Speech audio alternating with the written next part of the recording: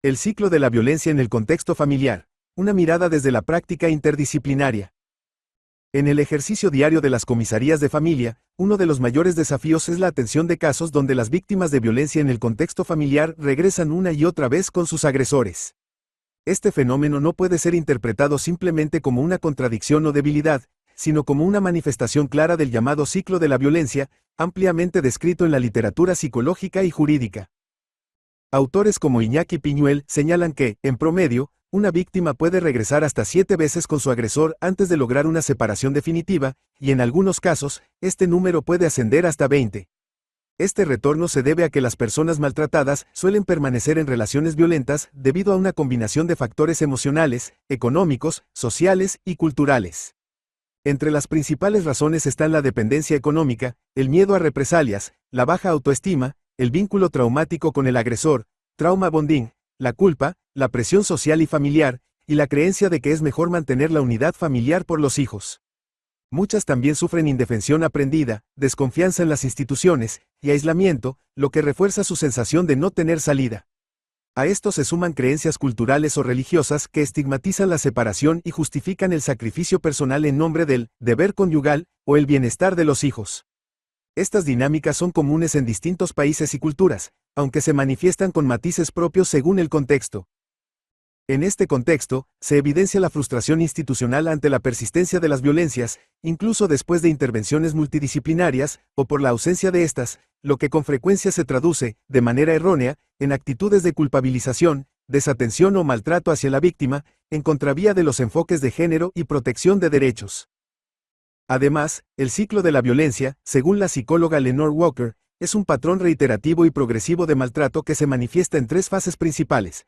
Primero, la fase de acumulación de tensión, donde se produce un aumento gradual de conflictos, insultos, celos o pequeñas peleas, y la víctima intenta calmar al agresor para evitar un estallido mayor. Segundo, la fase de agresión o episodio violento, momento en que la tensión acumulada estalla en violencia física, psicológica o sexual, generando temor e impotencia en la víctima. Y tercero, la fase de conciliación o luna de miel, durante la cual el agresor expresa arrepentimiento, ofrece disculpas y promesas de cambio, lo que puede llevar a la víctima a creer que el abuso fue un hecho aislado y a justificar o perdonar al maltratador. Este esquema cíclico tiende a reforzarse con cada repetición, pues las fases de reconciliación se acortan y los episodios de violencia se vuelven más frecuentes e intensos. Desde tal enfoque, el modelo de Lenore Walker es fundamental para entender estas dinámicas.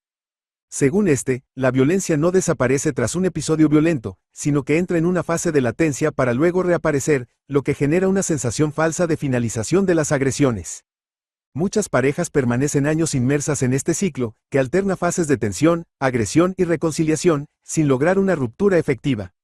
Esta situación pone en evidencia la necesidad de intervenciones sostenidas, diferenciales y contextualizadas.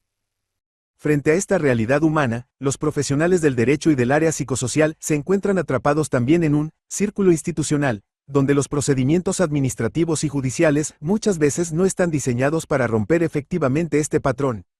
La ley, pensada en términos lineales y conclusivos, choca con la naturaleza cíclica y compleja de las violencias.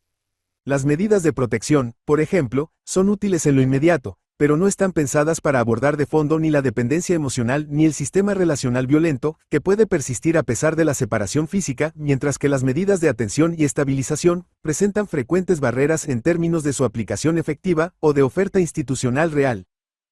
Ante esto, se plantea con urgencia la necesidad de una reforma estructural, tanto normativa como operativa. Se requieren más escalones jurídicos, intermedios, medidas progresivas, redes de apoyo sólidas y una articulación real con el sistema de salud, especialmente en el abordaje de las dependencias emocionales y la salud mental de las víctimas y de los victimarios, ya que ha sido un fracaso adaptar la violencia en el contexto de familia a la ley, y no la ley a la realidad humana del ciclo de la violencia. En conclusión, entender el ciclo de la violencia no solo desde lo psicosocial, sino también desde la articulación con lo institucional, legal y comunitario, es vital para que las comisarías de familia y sus equipos interdisciplinarios no solo intervengan de forma reactiva, sino transformadora. Solo así se podrá romper con las repeticiones que tanto daño generan en las víctimas y evitar que el sistema, por acción u omisión, termine siendo parte del mismo círculo de la violencia. Si te gustó, dale like, comparte o comenta.